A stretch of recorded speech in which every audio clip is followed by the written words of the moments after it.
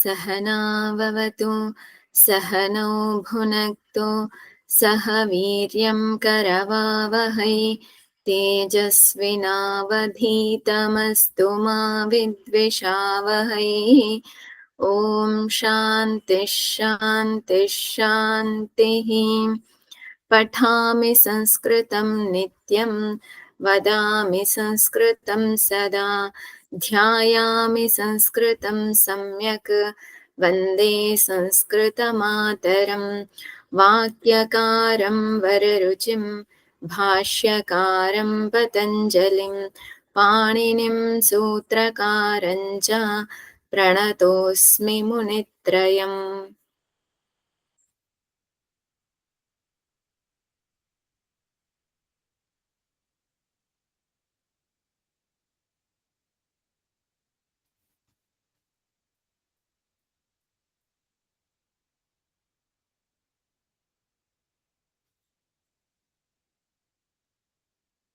Okay, धनं नगरम् आसनम् अध्ययनं ज्ञानं कार्यम् ओदनं वर्षं दिनम्.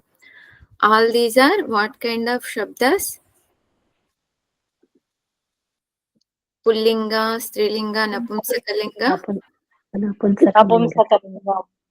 Napumsakalinga. Okay. We will decline one by one so that it will become practice and memorized to everybody. Okay, Jaya, Dhanam Shabda. Can you decline?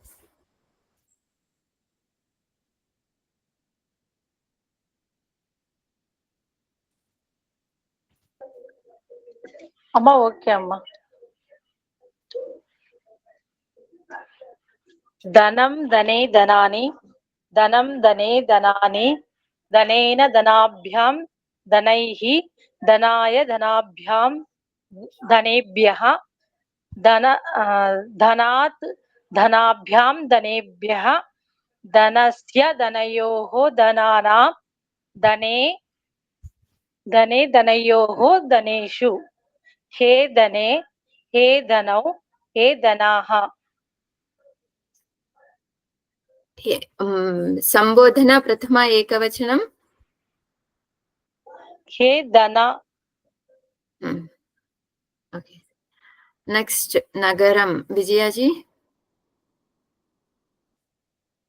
नगरं नगरे नगराणि नगरं नगरे नगराणि नगरेण नगराभ्यां नगरैः नगराय नगराभ्यां नगरेभ्यः नगरात् नगराभ्यां नगरेभ्यः नगरस्य नगरयोः नगराणां नगरे नगरयोः नगरेषु हे नगर हे नगरे हे नगराणि. नेक्स्ट शिरीषा जी.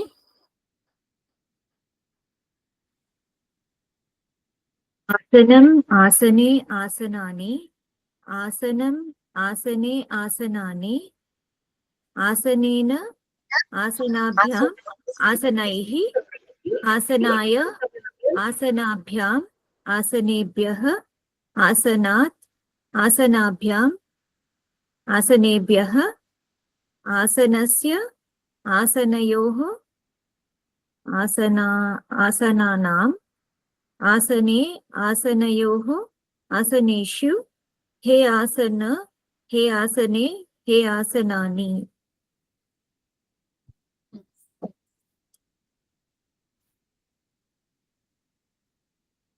नेक्स्ट अपर्णा जी. हरि ओम पूर्ण जी. अध्ययनम् अध्ययनम् अध्ययने अध्ययनानि हे अध्ययने हे अध्ययने हे अध्ययनानि अध्ययनानि अध्ययनम्. Can you repeat again? Can you start again? अध्ययनम् अकारान्त नपुंसकलिङ्ग शब्दः. अध्ययनम् अध्ययने अध्ययनानि हे अध्ययने हे अध्ययने हे अध्ययने हे अध्ययनानि अध्ययनम् अध्ययने. One minute. हे अध्ययन हे अध्ययने हे अध्ययन हे अध्ययने हे अध्ययनानि हम्म। अध्ययनम् अध्ययने अध्ययनानि अध्ययनेन अध्ययनेन अध्ययनेन अध्ययाभ्याम् अध्ययनाभ्याम् अध्ययनाभ्याम् अध्ययनैः अध्ययनैः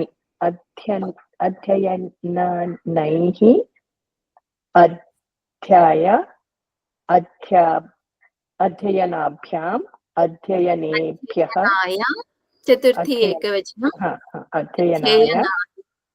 अध्ययनाय अध्ययनाभ्याम् अध्ययनेभ्यः अध्ययनात् अध्ययनाभ्याम् अध्ययनेभ्यः अध्ययनस्य अध्ययनयोः अध्ययनाम् अध्ययने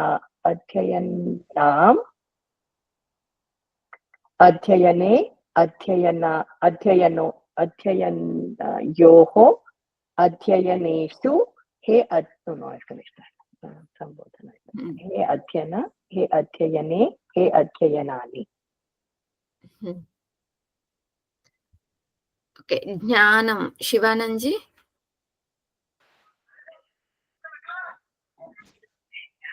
ज्ञानं ज्ञाने ज्ञानानि ज्ञानं ज्ञाने ज्ञानानि ज्ञानेन ज्ञानाभ्यां ज्ञानैः ज्ञानाय ज्ञानाभ्यां ज्ञानेभ्यः ज्ञानात् ज्ञानाभ्यां ज्ञानेभ्यः ज्ञानस्य ज्ञानयोः ज्ञानानां ज्ञाने ज्ञानयोः ज्ञानेषु हे ज्ञान हे ज्ञाने हे ज्ञानानि नेक्स्ट काव्या कार्यम ஆமா காரியம் காரே கார்யாணி காரியம் காரே கார்யாணி கார்யேன் कार्याभ्याम कार्यैः 1 minute कार्येण कार्याभ्याम कार्यैः कार्याय कार्याभ्याम कार्येभ्यः कार्याभ्याम कार्येभ्यः कार्यस्य कार्योः कार्याणां कार्येषु हे कार्ये कार्याणि अवंतिका जी सेम शब्द कार्यम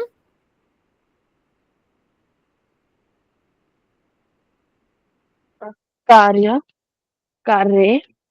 कार्याणि कार्यं कार्ये कार्याणि कार्येण कार्याभ्यां कार्यैः कार्याय कार्याभ्यां कार्येभ्यः कार्यात् कार्याभ्यां कार्येभ्यः कार्यस्य कार्ययोः कार्याणां कार्ययोः कार्येषु हे कार्ये हे कार्याणि नेक्स्ट अनुषा ओदनम ओदनं ओदने ओदनानि ओदनं ओदने ओदनानि ओदनेन ओदनाभ्याम् ओदनैः ओदनाय ओदनाभ्याम् ओदनेभ्यः ओदनात् ओदनाभ्याम् ओदनेभ्यः ओदनस्य ओदनयोः ओदनानाम् ओदने ओदनयोः ओदनेषु हे ओदनानि Kavya, when you are saying karyam, you in some shabdas yakara you are not pronouncing. Make that correction. Okay. Next, similar varsham and dinam. I think everybody has done, right? ఇందాక అపర్ణజీ ఇక్కడ అధ్యయనంది second page లో ఏ అధ్యయనం అని చెప్పినారు కదా ఏ అధ్యయనం Sambodhana, some people they said after prathama they will say sambodhana, but I don't remember which method is that, but we follow after Saptama Vibhakti only we use Sambodhana. But some Acharya, based on some Acharya, they uses Sambodhana as second. It is not Dvitiya, it is Sambodhana only, but after Prathama they use Sambodhana, then they will start Dvitiya onwards. But we can follow this method. I'm comfortable with this method. Okay, these are the Shabdas. Then Dhatus. Khad Dhatu.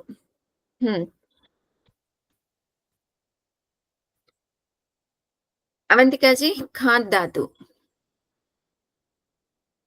It will be lot. No, Lat only. We have Lot. not seen Lot yet. Okay. Khadati, sorry. Khadati, khadatah, khadanti, khadasi, khadathah, khadath, khadami, khadavah, khadamah. Dhav Dhatu. Shrisha ji.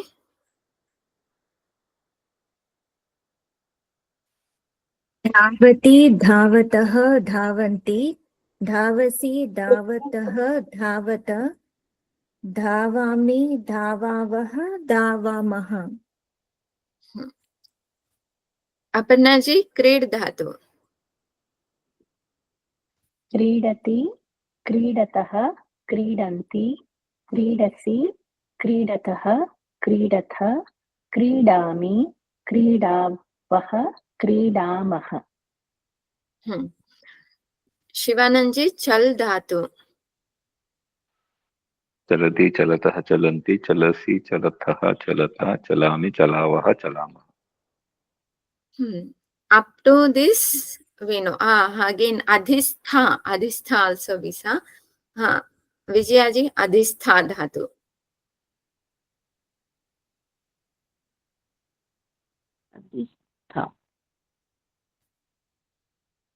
Adhi Upasarga Stha Dhatu. तिष्ठति Yes. तिष्ठति तिष्ठतः तिष्ठन्ति Adhi. तिष्ठसि तिष्ठ Adhi, Adhishtati. including Adhitishtati. अधितिष्ठति अधितिष्ठतः अधितिष्ठन्ति अधितिष्ठसि अधितिष्ठतः अधितिष्ठत अधितिष्ठामि अधितिष्ठावः अधितिष्ठामः. All these are Parasmaipadi Dhatus. There are two kinds of Dhatus. Parasmaipadi Dhatu. Please, Avantika ji, is there any question? Yes. What is the meaning? Tishtati means standing. Adhitishtati means? Same meaning. Sometimes when we add Upasarga, meaning will change. But sometimes meaning won't be changed. Like Upatishtati also same meaning. Upatishtati means sit near. Adhitishtati, I think sit on. Means like sit on chair, like that we say, na? Something not down, like that. Thank you. There are two kinds of dhatus. One is Parasmaipadi Dhatu and another is Atmaneipadi Dhatu. This you can note down. Two kinds of dhatus. One is Parasmaipadi Dhatus and another is Atmaneipadi Dhatus. Meaning won't be changed. Meaning will be same. Whatever we are using for Parasmaipadi Dhatus, we will use for Atmaneipadi Dhatus also. There is some difference, little bit different since there that we will see later. For now, it is how we are using for Parasmay Dhatus. We will use Atmaneipadi Dhatus also same. This Adhishi is Adhi Upasarga Purvak Shi Dhatu. Shi means Shing Dhatu. I will show in Ashtadhyayi.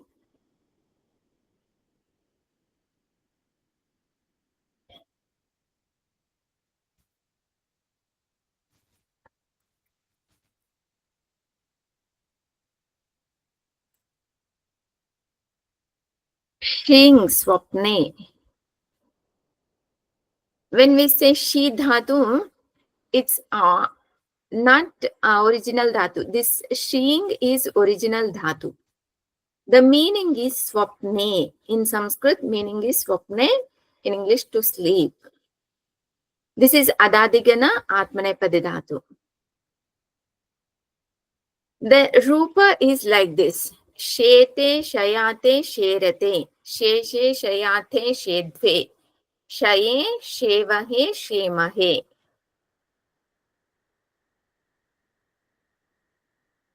There, titaha anti. Sitaha tha. Mi, vaha, maha. At the end, these kinds of forms were there. But here, te, ate, ate. She, ate, dve. Ye, vahe, mahe. Like that, forms are there. For now, how it came and all, difficult to understand, but we have to just memorize however it is. Shete, shayate, sherate. She, shayate, shedhe. Shaye, shevahe, shemahe. Yeah. Please, everyone, once if you chant, then it will become familiar to us. Shivananji? Shete, shayate, sherete, sherate,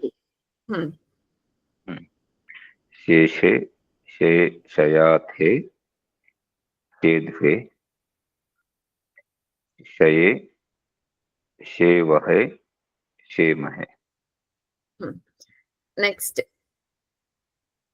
Jaya? Sheyate, sheyete, sheyante, sheyase, sheyethe, sheyadve, sheye, sheyavahe, sheyamahe. Are you not able to see the screen? Purnanja, can you increase the, like, maybe zoom in a little bit? It's a little small. Yeah, I think that it's better. Yeah, if I increase, then we won't be able to see the. Oh, is it too short? No, it's okay. It's okay.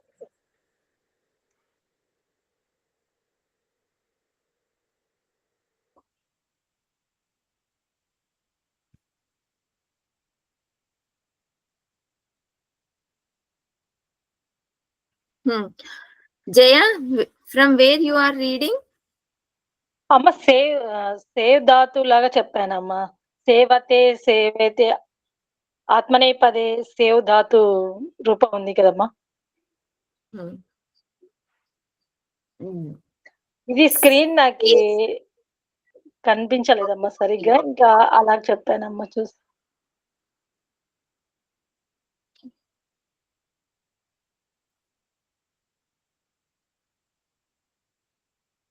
Save dhatu belongs to Vadigana.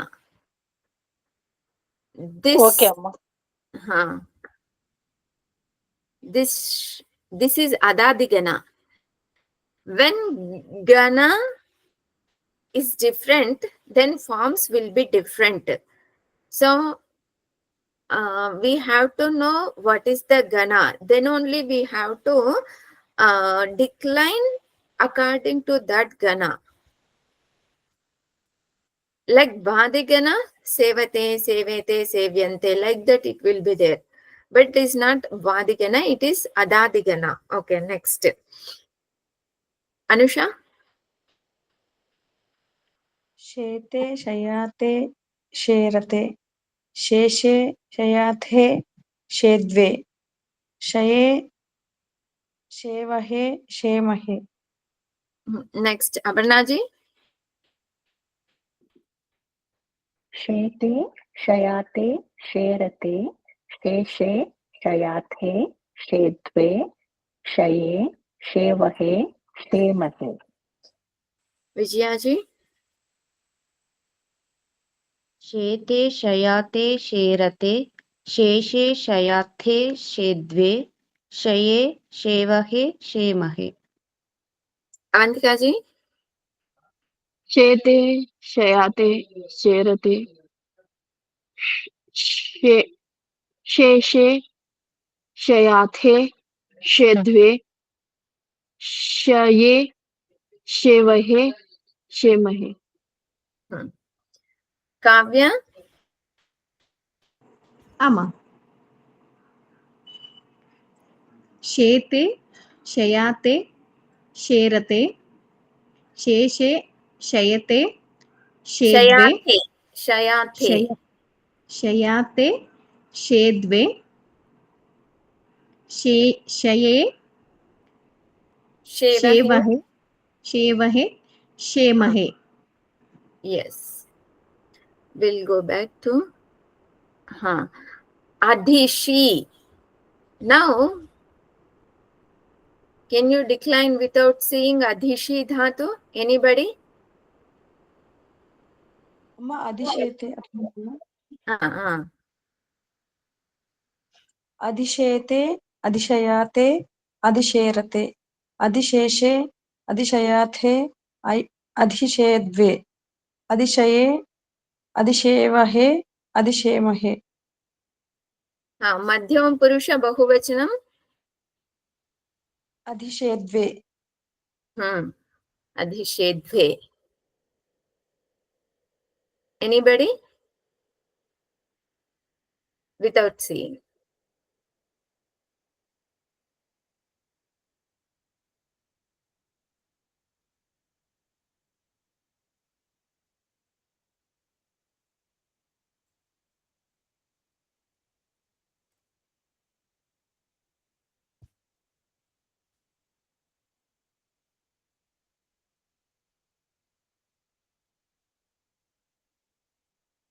Next, As Dhatu.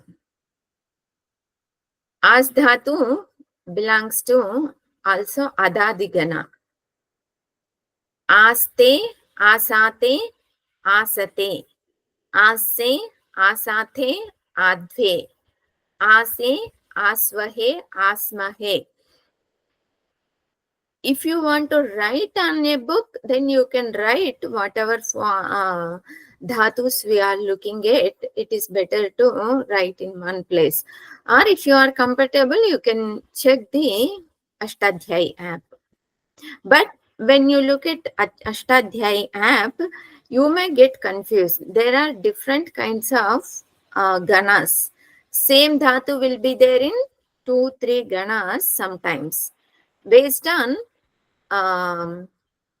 meaning, we will take that.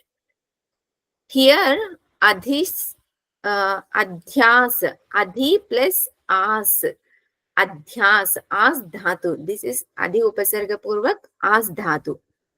Adhyas means upaveshane, to sit. See.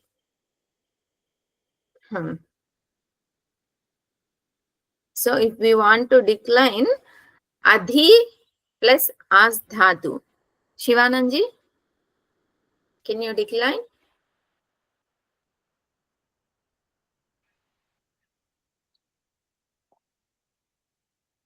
Adhisthe.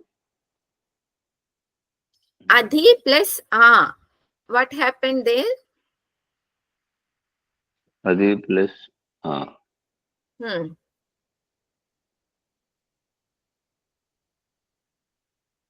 Gi plus a.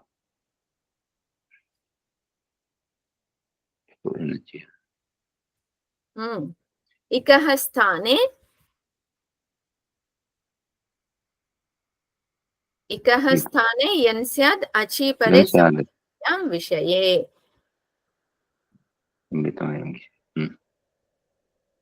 E plus ach. Adhi. In adhi, what is the ending letter? E. Ikara. And as dhatu. In as dhatu, what is the first letter? Ha. A. Dirgha A. So ikara, when it is followed by ach, A is ach, vowel. Then ikara will disappear and yakara will come in the place of ikara. Then ad, I'll write here. Adhyaste. Adhyaste. Adhyaste. Huh. Hmm. Adhi plus as dhatu. We want this. This I can.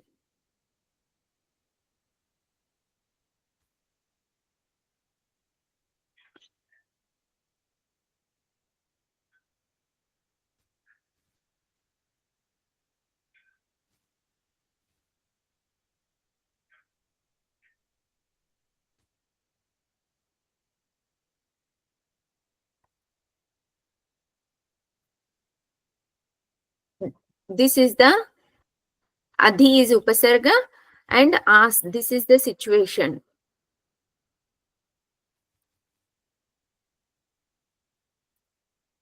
Ad e plus as dhatu. As. You will get lopa. Adhyasa. Ikara gets low. Ikara will be replaced by yakara when it is followed by ach.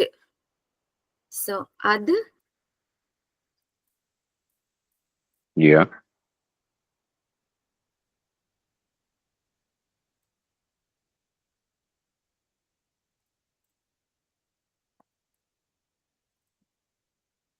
yakara plus as. What will happen here? Adhyasa. Adhyas. Not Adhyasa. adhyasa. Adhyas. This is the form adhyas. They have given this form only. Adhyas. Adhi plus as. Adhi plus as dhatu. Now you can try to decline.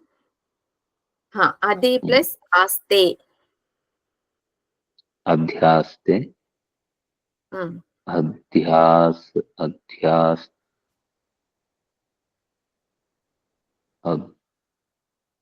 Adhyasate.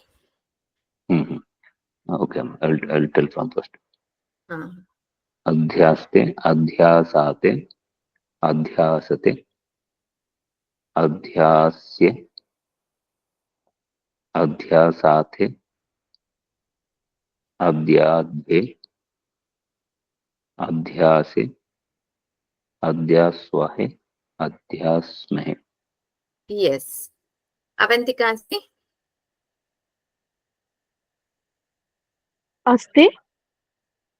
No, adhi. Along with adhi upasarga. Same. Yes.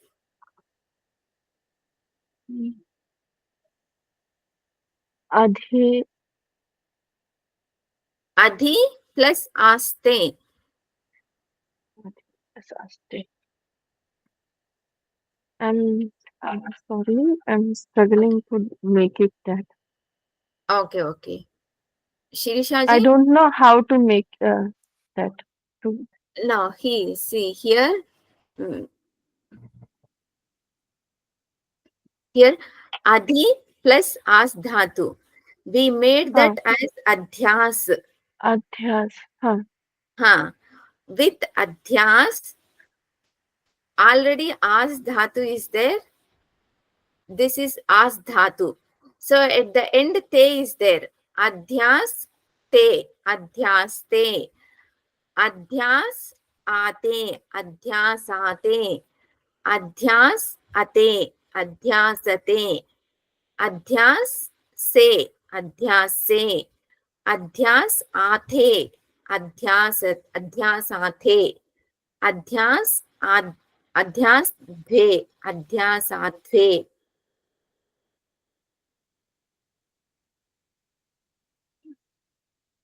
sorry, adhyadve, not adhyasadve, adhyadve.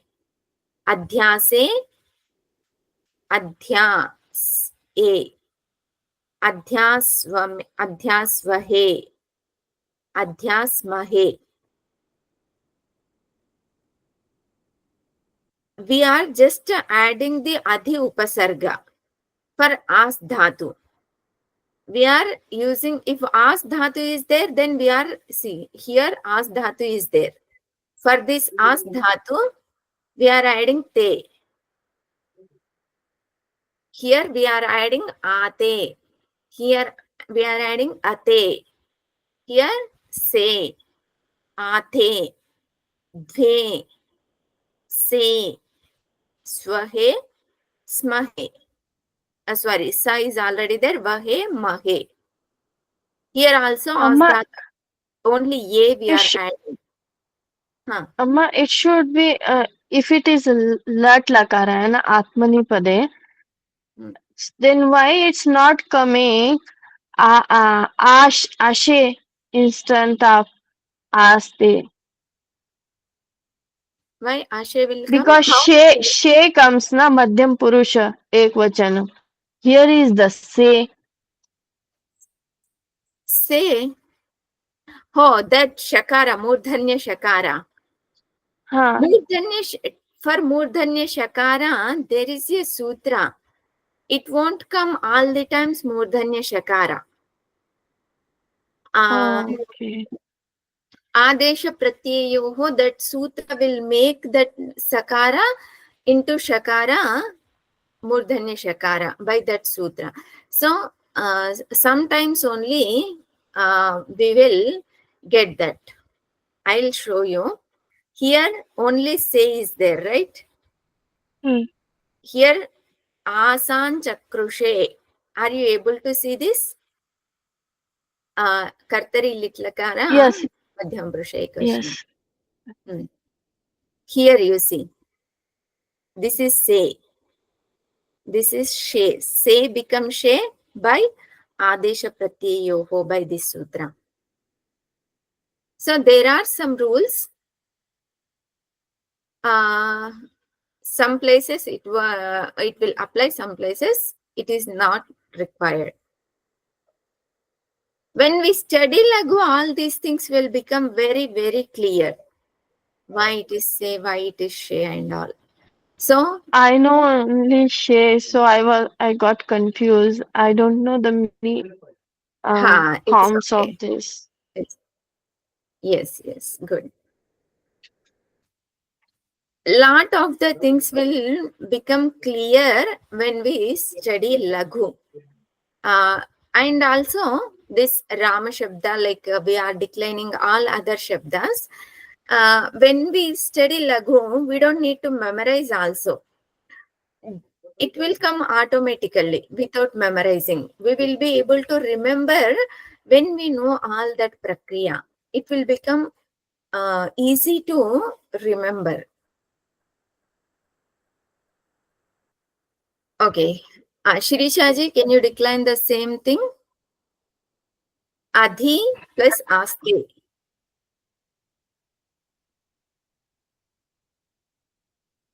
Adhyaste, adhyasate, adhyasate, adhyase, adhyasathe, adhyadve, adhyadve, Adhyadve.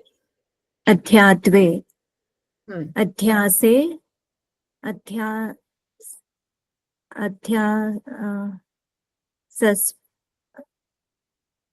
adhyasvahe, adhyasmahe.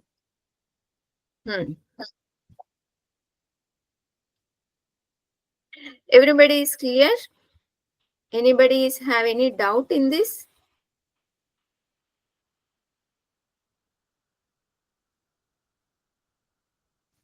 No.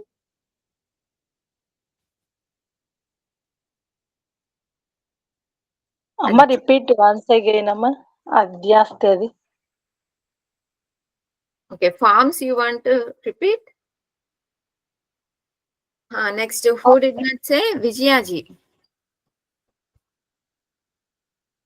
अध्यास्ते अध्यासते अध्यासते No. Adhyasate. द्विवचनम्. अध्यासाते अध्यासते अध्यासे अध्यासाथे अध्याद्वे अध्यासे अध्यास्वहे अध्यास्महे. Aparna ji? Yes, Poonaji. अध्यास्ते अध्यासाते अध्यासते अध्यासे अध्यासाथे अध्यासाथे अध्यद्वे Adhyadve. अध्याद्वे अध्यासे अध्यास्वहे अध्यास्महि. Avantika ji, now you understood adhi plus as when we add, then the form Yeah. will become adhyaste. Okay. Yes, ma'am. But it is quite difficult. It is not difficult. See, this last word we have to add that adhi plus as, adhyas, adhyaste, adhyasate. So whatever is there, we up to adhya it will become. Adhyaste, adhyasate, adhyasate, adhyase, adhyasate, adhyadve. You keep that adhya and ending words you can add. Up to adhya, you add that up to that much. Adhya se, adhya swahe, adhya smahe. You understood this sandhi, ikoyenachi? Yes. Okay, Aparna ji, is it clear? Yes, Ikoyenachi. This is ikoyenachi is the same as yana sandhi. Yes, that is the answer. Okay. Yes, Poonaji, it is clear. Yes. See, when we are doing this, I will recap now and then the ach sandhis, al sandhis, and visarga sandhis. Like today we saw ikoyenachi like that. Then ubhayataha, sarvataha, dik, upari. We saw all these meanings, right? Yes. These all are avyaya shabdas. We can't decline vibhaktis, we can't decline lakaras. Those shabdas which we can't decline vibhaktis, which we can't decline lakaras, those are called avyaya shabdas. Om Purnamadaha Purnamidam Purnat Purnamudachyate Purnasya Purnamadaya Purnameva Vashishyate. Om Shanti Shanti Shanti. Harihi Om Shri Gurubhyo Namaha. Harihi Om.